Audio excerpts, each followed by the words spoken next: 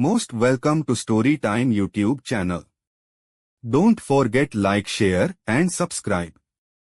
हमारी आज की कहानी है एक दयालु परी जिसका नाम चांदनी परी है। बहुत समय पहले की बात है। एक छोटे से गांव के पास घने जंगल में एक सुंदर परी रहती थी। उसका नाम था चांदनी।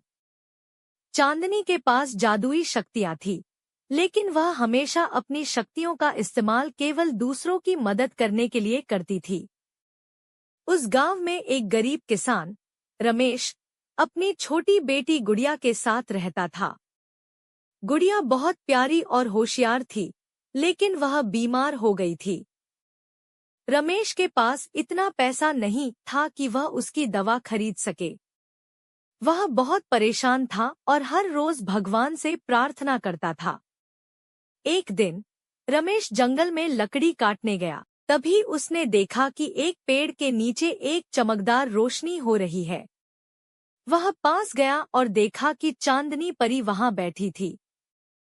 उसने रमेश से पूछा, तुम इतने परेशान क्यों हो?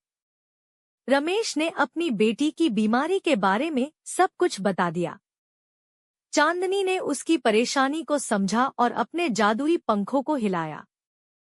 एक चमचमाता सा फूल उसके हाथ में आ गया।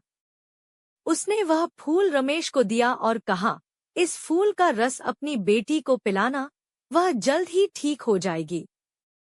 रमेश ने चांदनी का धन्यवाद किया और जल्दी जल्दी घर आया। उसने गुड़िया को फूल का रस पिलाया और कुछ ही समय में वह ठीक हो गई। रमेश और गुड़िया ने खुशी खुशी गांव के सभी लोगों को इस चमत्कार के बारे में बताया। गांव वाले भी चांदनी परी की दयालुता के लिए उसे याद रखने लगे। कहते हैं, चांदनी परी ने अपना सारा जीवन इसी तरह जरूरतमंदों की मदद करने में लगा दिया।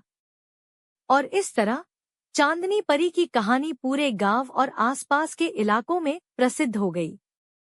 लोग आज भी उस जंगल को परी का जंगल कहते हैं।